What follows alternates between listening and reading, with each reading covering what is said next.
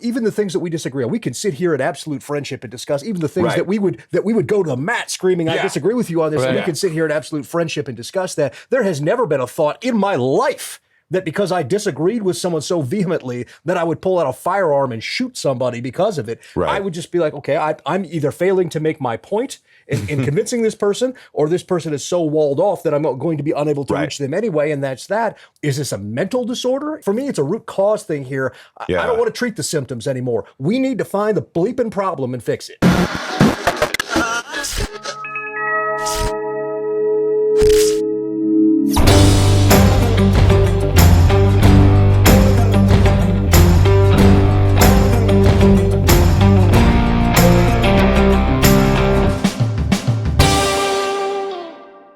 Welcome back to the Twisted View. Leland Conway, along with Benjamin Allbright, and our old buddy, Willie B. What's going on, brother? Hey, Ben, man. Oh, man, it's good to see you. Good to see you guys. Yeah, absolutely. It's a crazy day, though, right? It's a wild day. As we walked in here, breaking news as of the recording of this show. We just heard that Charlie Kirk of Turning Point USA has been shot at a rally. Actually, one of those Q&A questions. So it was actually not a rally. It was where both sides come together and they ask those questions. And I've been watching these things for months and months and months, and they put him in a great light because he allows everybody to come up to the mic. If you don't know what they are, it's a roundabout. Ask him anything. Come up and ask him anything about how he feels about certain things, certain, aspects of life, religion, and what he feels about being a conservative. And it's wild because people love to tee off on him. And what's great is he handles it. He handles it so smoothly and so he just takes it all, man, and always has a great point. And these things have really escalated him. And you kind of saw this coming, right? Yeah. Have we not seen, this is just like deja vu, vujade, whatever you want to call it. But I swear to God, we've seen this type thing coming at us and down the line, down the pipe for months and months with everything else and the aggravated level of what the left is doing. And it's getting ugly, man. Yeah. It is getting ugly. For real, this situation is what you just described, is where you have somebody who's on the far right and he wants to talk to people absolutely who are on the far left. And if we can't even have that kind of conversation in the United States of America anymore without somebody getting shot, what do we do? That's what he highlights. Yeah, and to what he does, I think, is a credit to the democratic process. He says, convince me that I'm wrong. Come up, grab a microphone, and convince me I'm wrong on something. That's the great part. Whether you agree with him or not, that's the great part of what we do here in America, is that we're supposed to be able to have these open dialogues, talk about issues. The freedom to talk about it. Right, and talk to each other about it. But the rhetoric and the level of animosity is so ratcheted up visceral in this country. Hate. You can't even call it animosity. It's just hate. Yeah. They hate. They hate that we're right. They hate that when they say far right. I almost smile nowadays because it's kind of nod to what it is. Because so far we've been right about everything. So it really is one of those things that people, on the left that are hard. They're there's two sides. There's the elected lefty, and then there's their street commies that go out and do everything that they tell them to do. And you get all this talk about Hitler and Nazi and these people are the worst and white supremacy and all this stuff, right? Agitated and regurgitated year after year after year. You see this rise and escalation of, people becoming violent. And this is one of those things where he got shot in the neck. We don't even know as of right now. Right. We don't know his conditions. Who knows, by the time you see this, we don't know. We could have something tragic happen to a great moderator of our time and our message. Yeah, absolutely. One of the things that I was thinking about with this, what concerns me the most is there used to be a time when, because I don't know if you would call me hard right. I'm really just a libertarian. I'm not a Republican. I'm not a Democrat. I believe in freedom. I believe in freedom and liberty for everybody, right? And I believe that we should all be able to have differences of opinion. And yeah, I take strong positions on things. Charlie Kirk takes strong positions on things. But just this morning, before this all happened, Jillian Michaels, who is on the left, but has been a little bit red pilled by some of the medical stuff that's been going on. She was tweeting back at a far left person who was calling Charlie Kirk a fascist, saying, "Have you ever even talked to him?" That was this morning. Wow. So it's kind of ironic that this happens, and you have somebody that is essentially politically on the left, but is willing to have those conversations with people, and she's going, "Hey, wait, I'm defending this guy because all he really is doing is trying to have a conversation." And boom, today he ends up getting shot. Yeah, this is unacceptable behavior, and I mean that's the weakest possible statement I could probably make in the face of that right now, because I'm still a little reeling that this is the part that we've ratcheted this country up to. But I miss the days when our biggest argument was quibbling over marginal tax rates. Right. Like I miss the days. Where has my country gone? Yeah. You know, like it's so frustrating. I'm like you. I mean, I'm a libertarian. I'm probably a little bit left of you. Sure. But I'm a libertarian. Yeah, we throw tomatoes at each other. Well, you know, but it's fun. We catch them and eat them afterwards. Willie B hits you from one side, hits you from the other. But this is a testament to like even the things that we disagree on. We can sit here at absolute friendship and discuss even the things that we would go to the mat screaming, "I disagree with you on this." And we can sit here at absolute friendship and discuss that. There has never been a thought in my life that because I disagreed with someone so vehemently that I would pull out a firearm and shoot somebody because of it. Right. I would just be like, okay, I'm either failing to make my point in convincing this person, or this person is so walled off that I'm going to be unable to reach them anyway, and that's that. Is this a mental disorder? Is this, I mean, I like, for me, it's a root cause thing here. I don't want to treat the symptoms anymore. We need to find the bleeping problem and fix it. Yeah. That's an interesting question. Willie, what Benjamin's saying, is this a mental problem? Is there because we know that there's a massive mental health issue in the United States of America right now. Crazy, yeah. And I think it's driven, if we go farther back, I think it's driven by a society that no longer has a true north that we agree on. Going back to what you said, where's my America, right? I grew up in America where there were Democrats and there were Republicans and there were people in the middle, and we had vehement arguments about different things. But to your point, usually over tax rates, the size of government or whatever. This America is actually quite different, because this America is two different countries that seem to be living side by side for the moment. And it's getting more and more tense between those two sides, because you're either on the red team or the blue team. And the number of people that I used to respect intellectually, who I now see saying things like, well, if you're on that team, I can't talk to you. It's crazy, man. I don't talk about sister anymore. Yeah, really? Yeah. In your own family? In my own family. Yeah. Wow. Yeah, it's crazy, man. Yeah. It's like it's not worth your peace to sit there. No, because she is so hard left, and I got thoughts about where that goes, and you know, there's a big story and discussion behind that, I think. But you're right, man. People, it seems like on the left, and I'm mostly on the right. Most of my friends are on the right. Sure. Most people on the left just refuse to have that conversation. Yuri Bezmenov, I think it was, this guy who was this Soviet Union KGB guy, Yuri Bezmenov. You should look up his interview on how they infiltrated universities and different pillars of society back in the late 60s with communism and the Soviet Union. It's amazing. And he said the results of that was so good that they destroyed America from the inside, from the universities, from things like that. And when you look at that, if that's all you hear and that's all you're taught and that's all you're being fed, right, is this crazy rhetoric about they're Nazis and they're this and they're going to kill people. Well, now you see how that's driving people to all these insane actions.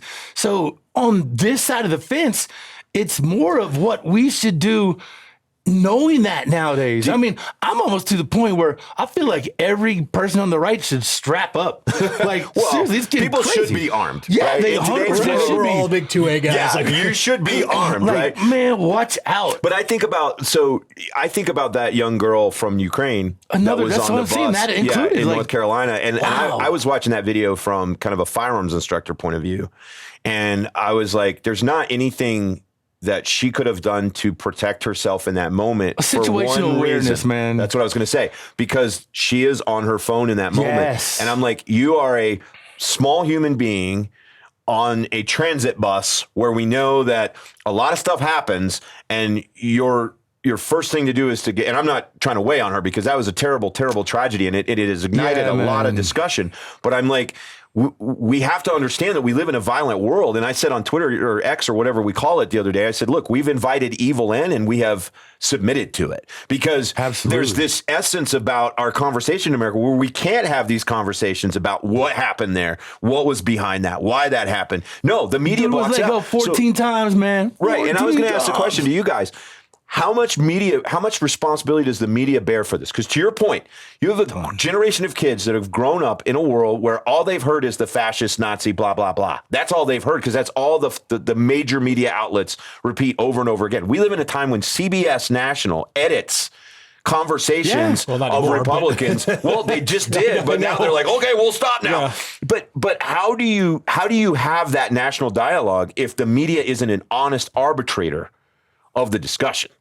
Is part of this the disruption of mainstream media? People are consuming media differently. Well, that's going on now. That's happening now. Right. Yeah. Is part of that, I don't want to call it an awakening, but in a sense, I mean, is part of that you have more options and it's not as tightly controlled by 3 to 4 outlets. As far as that kind of stuff goes. I think that's organic. That's happening and will happen and will continue to happen because people are seeking the truth. Here's what's crazy is we've reached that critical mass point that, the point where the people on the left that have been digesting this for years, they're starting to become very active, very violent, and very aggressive towards everybody who doesn't fall in line to their agenda and exactly what they think, say, and do. Yeah, there's no middle ground there. There's no like, okay, you're a libertarian, you're not a Republican, so I'm going to let you into the party. Like, and we can have a conversation about the size of government. No, you're not in my team, therefore you're on the other team. Period. End of story. And I think that's part of the danger of it. And to the point, even if this, because I do believe that there's a surge right now of independent media. As you guys said, we are on it right now. Independence Institute, big thanks. Yeah, awesome for bringing this to you. But the Independence Institute is providing one of those alternatives. Problem is, half the country hasn't gotten on the independent media bandwagon yet. So half the country is getting this sort of whitewashed sets of information. The other half of the country is going, do you see what's going on here? And that's where that tension seems to be coming from. It's a wake-up call. Right. And it's about time so many people woke up. But as this guy's sitting here, main thing we could tell you, situational awareness is key. That girl should not have been on her cell phone. Anytime you need to text, anytime you need to get on the phone, put your back against the wall. Yeah. Right? Yeah, and see the whole 1000%. room. Right? And that way you can text or send message, then take that phone and put it right in your pocket. Look around you. There's no way she shouldn't have known a 220 plus pound killer was right behind her and was assessing what the damage was. And I got to tell you, having a man in your life looking like you're prepared. Yeah. Ask any killer, see any video, if they got a dude or a dad or they look like they can handle themselves, there's something to that. I agree with you. I just don't think that's practical advice for every woman because there's so many single women out there. You know what I mean? Right. Like, I'm not saying go find a boyfriend. Right. I'm saying when you can't text, there's ways to do it and put the phones down. That's practical. That's smart. We all have certain backgrounds, and so we all know. Like we are all situationally aware people because of the backgrounds that we have. But trying to convey that message to people who don't have those types of backgrounds, I think that conveys it for them. Well, seeing that, right. Yeah. Yeah. I don't know. Like I'm frustrated with this situation. I mean, you talk about media. It's not just media that's broken. Media is broken. I think we all agree on that. Right. The justice system is broken. Criminals thrive on the indulgence and tolerance of society. 14 and we times. do not. It is not no crime is deterred by any rule that we have right now, which means that the law is not strong enough. Which means that the punishment behind a law is not strong enough. This is a great point. Okay, so we could. This is a great point. I'm seeing things on social media now that my instinct agrees with it. And then when I step back to think, I'm like, why am I agreeing with this? Because 10 years ago, I would have been pissed that somebody was saying this. But I can't remember which politician it was, but he said, you know what we ought to do is if somebody commits a violent crime like that, we should hang them immediately, right? Absolutely. And it's like going back to the way. But I don't like a society that goes to that. But the natural tendency when you get mad, because they've let this guy out 14 times. So your point is we get radicalized a little bit, right? When we see this innocent girl get killed. And I think one of the scariest things about that video in particular was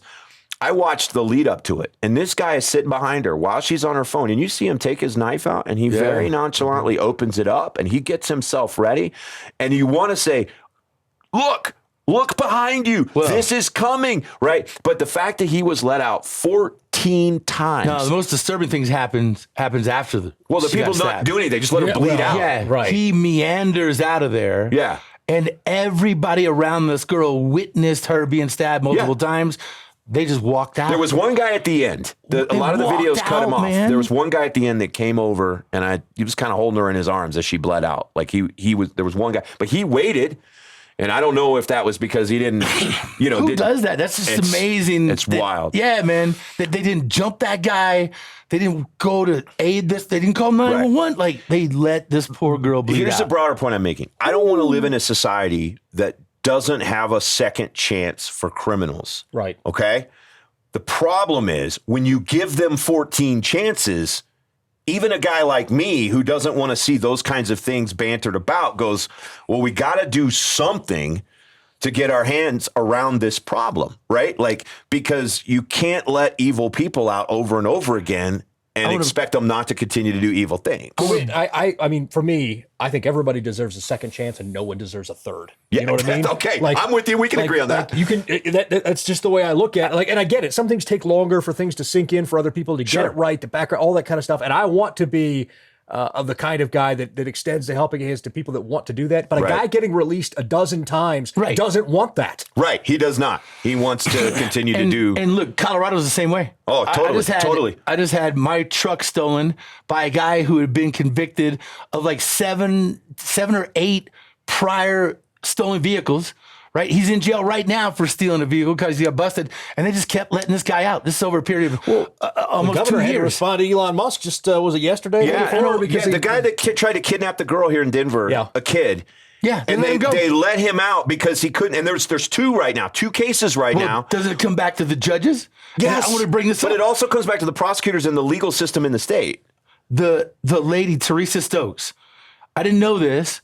But you can become a magistrate judge in many states without being a licensed lawyer. Yes. Teresa Stokes never passed the bar exam. That's the one that let that guy out 14 times. Let that guy go 14 times. Yeah. She never passed the bar exam. Yeah. The thing that concerns me is that here in Colorado, we have 2 cases right now. One where the kidnapping attempt, and the guy they let him out. They were like, he's not competent to stand trial. The second one is another guy that dragged a woman to her death, and they let him out because they said he wasn't competent to stand trial because of the way Colorado law is written. Well, we need to fix that law. This is what it goes back to. Right. Like, if we have loopholes, let's fix the loopholes. Yes. But we can't keep letting people who don't want to contribute positively to society at the very least out to do these things. If somebody who kills someone or tries to kidnap a child in a park is incompetent to stand trial, at the very least, that means, guess what? You're now permanently institutionalized. I wish they would hold the judge accountable for that. Well, I think they should. Yeah. There's got to be some form of jurisprudence here that allows us to have accountability for the people that allow these people back out into society. Period. Yeah. But how do you stop that? They have all the momentum. In blue cities ran by blue politicians, there's blue judges. And it's all just part of the cycle. Okay. Sometimes it takes dramatic examples like this to shake people out of Let me ask you guys a question. Okay, so I'm not a fan of bringing in the National Guard to control crime. I am absolutely against that. Yeah. No. Well, see, but here's the thing. It worked in D.C. Now he has the authority to do it in D.C. because it's D.C. There's now discussion of doing it in other cities. I'm not a fan of that because I don't want a federal police force. Right? That's the libertarian in me saying, "Hey, freedom is dangerous." That being said, as this shows results, that's why I say do it. Right? Thump them. Does that loosen the grip of those blue cities? 5,000 crimes, bro, by 63 people. Right. And only 3 of them were in jail when that report came out. 5,000 crimes. It was in D.C. Yeah. 5,000 crimes committed by 63 people. And at the time that went to press, only 3 of those people, these are violent offenders, only 3 of those people were in jail. Thump them. Thump them, man. Enough is enough. They're not gonna react to anything else. They know the laws are in their favor. Right. The only way you stop hate is with hate. Just go in there and thump them. then let's pivot that to local law enforcement, and let's have a surge of local law enforcement on it. You can't do the national. You cannot federalize it, and the reason you can't do that is because you can never give the power that you would not want your political opponent to have to yourself. Right. And I say that because the first thing you're going to get, the absolute first thing you're going to get, is the next time a Democrat is president, is you're going to have the National Guard out there enforcing climate change. Right. You have the National Guard stuck in the Charlie Kirk rally. So take the power away from that. Yeah, like you have to. I mean, and I hate more laws on the books. I hate it, but we need to streamline. We need to codify whatever it takes. But we got to find a way. I'm for surging law enforcement. Right. I am not for federalizing and putting National Guard and violating posse comitatus to put reservists or National Guard out on the streets and law to enforcement. Willie's point, though, or maybe it was your point. I don't know. If we don't fix the law on the backside, yes, it doesn't matter how many National Guardsmen or police or whatever. Yeah, the punishment has to be there, and it kind of has to be automatic for a violent crime, don't you think? I mean, I'm thinking when you take something from someone that you can't restore that, right? If you steal my TV, steal your truck, we can restore your truck, right? But if you physically assault me, or you physically assault a female, or you murder or stab someone, you've taken even if they survive, you've taken something from them that can never be gotten back, right? Their sense of security, peace, and personhood, their agency. And if there isn't like when I see people go to jail for 10 years for murdering somebody, I'm like, what are you talking about? You took somebody's life. How have you paid that back to society in 10 years? Right. That's what has to be fixed. Yeah. And these guys, you look at them, actions and consequences normally are a package deal. Right. And they've been doing all the actions without any of the consequences. Right. So nowadays, they need consequences. When we were speaking before we started this podcast about a couple countries we were visiting. One of the wildest things when I was in Japan for a couple weeks that I figured out really quick about Japan was you can go anywhere. People would leave their bicycle. There's bicycles. I was there in the winter. I was for Nagano. There were bicycles covered in snow that had no locks, nothing there, right? Because nobody would steal them. I'm like, well, why won't somebody just take that bike? Right. And they're like, oh, no, the consequences are too deep and, too ugly to even think or consider about stealing that bike. Yeah. If we had consequences that mattered, the crimes would fall through the floor. And this is where I totally agree with you. Consequences and accountability are what is lacking across the board. You can go to Saudi Arabia and leave your wallet, and not that I want to copy all of Saudi Arabia's laws, but if you leave your wallet on the ground in the middle of the street, I promise you come back in a week, that wallet will be untouched. In Saudi Arabia, women just got the right to drive, so it might have been safer to drive her. I'm joking. Here comes the I hate Leland at twistedview.com. There's not. And this is, I think, the way to do this is to get the liberals on board. And the way to get the liberals on board is say, okay, we do believe in second chances for people. Here's the second chance diversion program, but there's no third chance diversion program here. You murder somebody, you go into prison for life, you're getting executed, period. How stupid the Democrats look. Let's just be honest. How stupid the people on the left look. Yeah, it's a real and they're all defending this. Yeah. They're all like, oh, he's a great family guy. If you're on the left, you look stupid. Just stupid nowadays. God, how do you look at yourself in the morning? I wonder how many people are silently waking up, though, right? Like how many people? I hope so, too. And this doesn't have to be a left versus right or a Republican versus Democrat issue. It has to be back to the one America issue, right? That whether you're right, whether you're left, whether you're middle of the road, you have a right. Gosh, you have a right to get on a bus and not get stabbed to death and be left to bleed out by your fellow citizens, right? Yeah. You have a right to be able to walk in downtown Denver and go to Union Station and not be stabbed, right? I mean, I had a friend that called me the other day and he's like, I'm coming to Denver. What should I do? I said, stay away from downtown. Don't go downtown. He's like, oh, you're joking. It ain't that bad. And then he goes downtown and he goes, bro, it's like, I never should have gone down there. I was like, I told you, it is a cesspool, and Mike Johnson and Governor Polis have created that because they've allowed all of this stuff to happen. On the way here, there's this lady with pink hair, right? As soon as you get off I-25 on Broadway there, she's standing half hunched over, pink hair wearing, I guess, close thing, like a tube top. And she's just like hunched over. Yeah. Just and you're like, she's going to run out in front of me? She's just void of life, just standing there. I watched her. She didn't move as I'm driving by.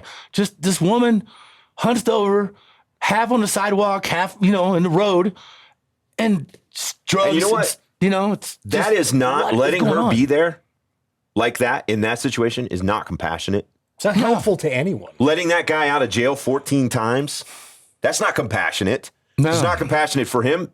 Not that I care about him, but it's also not compassionate for his potential victims. So what can people do, real quick, as we wrap things up? What do you think people can do to protect themselves? Situational awareness? Be strapped, like you said. Something. Like, if you're not even change a the gun laws person, in your state. Like, we got to fight back against what's going on in Colorado from that standpoint. The burner. I love that thing. Yeah. So they shoot it's like full disclosure. I endorse them. So okay. I don't, but I know all kinds of stuff about them. They shoot pepper balls and paintballs, disable a 230-pound would-be killer. I don't know if it would have helped on the train thing, but look, you have to think of something because too many people are getting affected. We're only seeing a tip of the iceberg of what's really happening because so much of the media is trying to keep it down, stamp it down. But you got to protect yourself, whether that's a knife, whether that's situational awareness, putting your phone down, whether that's taking some sort of discipline, or whether it's just understanding where to go and how to get there to and from, and the safest way to do that. There's got to be things that you can do just to be safer and more cautious. I would worry about my wife. My wife's a crazy Hispanic woman, man. And she's a fighter. She's got hands. She'll throw. She's always got a knife on her. But I would worry sick if she went downtown by herself, man. Yeah, and she could fight. Yeah. And I'm just saying, man, protect the ones you love. Yeah. Get them at least educated. Yeah, I totally agree. I think we need to come together for plans on this. I mean, first of all, protect yourself. That's your first circle, right? Then protect your community. We need community watch, communities that are communicating with each other about, hey, we see suspicious activity in our own and go outward from there. Talk to your representatives. Be like, how can we get better accountability for people when they commit crimes in our neighborhood? What can we do to change existing laws in the books? It needs to be a concentric circles solution here. And we need somebody to sit down and put the playbook together on this so that we can all act unified because in the end, we are all one America. We all want everything to be, we all want Americans to live peacefully, prosperously, and everything else. And most Americans want everything. Well, and side note, neighborhood watches, y'all suck. You busted me making out with my first girlfriend, Chrissy Gwynn. Y'all suck. I think I got caught by a neighborhood watch, too. Congratulations on sneaking that one in at I don't know about that. I guess tap on the window, both butt naked. Get out of the car. Watch is not an excuse for voyeurism, all right? I'll wrap it up with saying I agree with both you guys. I think the personal, protection. I think the community coming together and not being afraid to say something and let's be loud to our politicians and let's fire some people, right? Let's fire some judges. Loud. That is let's fire some stuff. That's the tagline. And the final thing is, guys, get off your damn cell phone. When you're in public, get off your damn cell phone, right? So hopefully we'll have a better day. And I mean, we're recording this right now, and I'm good not luck, Charlie Kirk. Yeah, good luck to him. Family. I'm not seeing good things out of that, so I'm hoping that he's able to recover. But thanks for watching the Twisted View. Subscribe and like our channel. Click the little bell icon for notifications. Find Twisted View podcasts on your favorite listening app. If you have suggestions, we don't really care. I hate Leland at twistedview.com. See you next time.